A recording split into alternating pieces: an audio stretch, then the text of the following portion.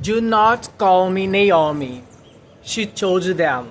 Call me Mara, because the Almighty has made my life very bitter. Ruth 1:20. The name Naomi means sweet or pleasant and comes from the Hebrew root nun, ain, and mem.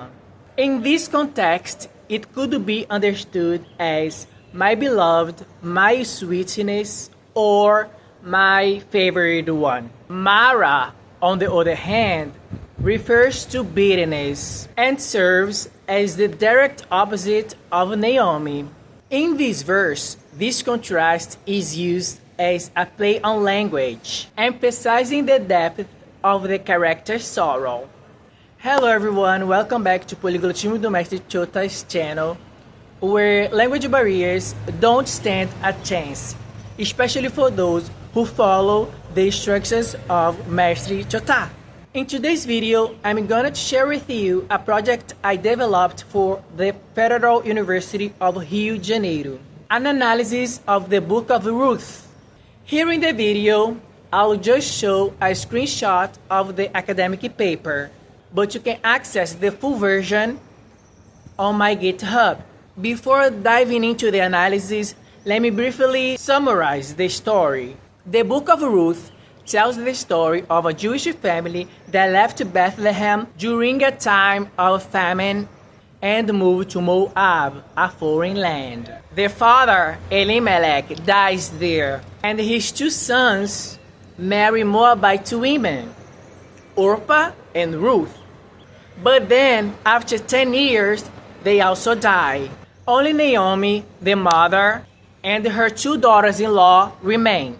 Naomi decides to return to Israel and urges her two daughters-in-law to remain in Moab. Orpah agrees, but Ruth insists on going with her, saying, "Your people will be my people, and your God will be my God." In Bethlehem, Ruth works gleaning leftover grain in the fields and meets Boaz, a wealthy relative who helps her.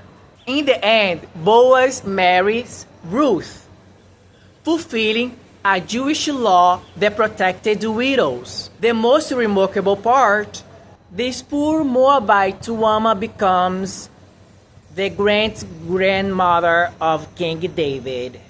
The Book of Ruth is not just a beautiful love story of two people who meet in a field and decided to get married. It is actually a very didactic text, centered on the figure of the Jew and how this Jew must relate to his identity, his faith, and, above all, his God. What God criticizes in the Book of Ruth is not the fact that the Jew leaves his land and lives in a foreign one.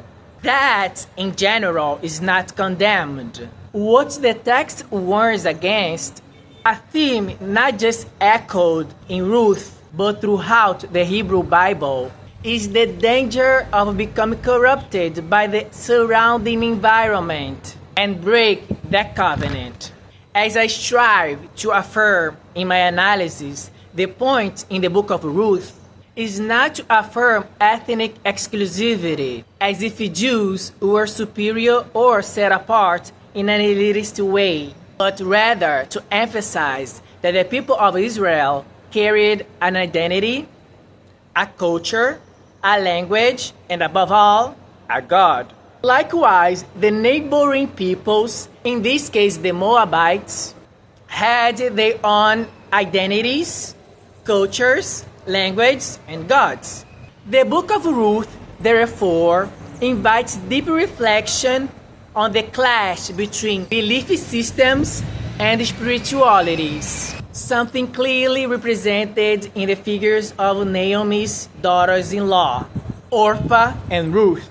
The plot revolves around the spiritual integrity of its characters, and their choices speak for themselves.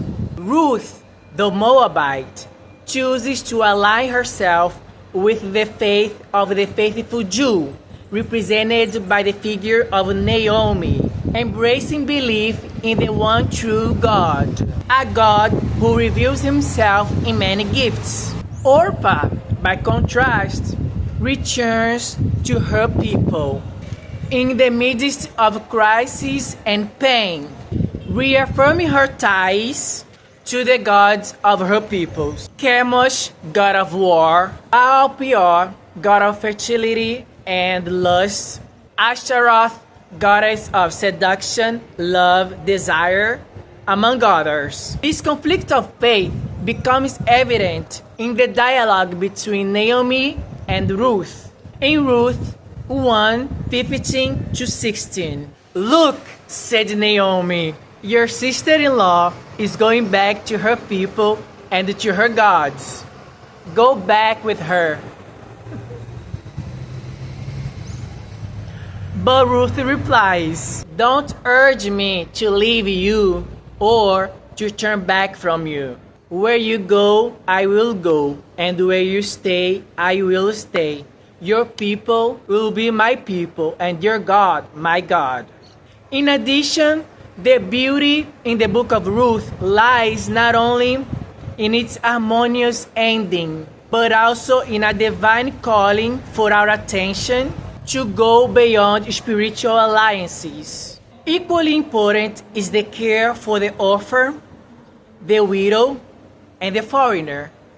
These three figures are no coincidence. They are recurring symbols in the biblical text and carry sacred value before the eternal. At the end of the chapter, Naomi and Ruth arrive in Bethlehem, making space for the narrative to show that it is God's will for society to mobilize on behalf of the most vulnerable. The text affirms dignity and sustenance for the marginalized, offering us a powerful reflection on justice, inclusion, and collective responsibility within faith.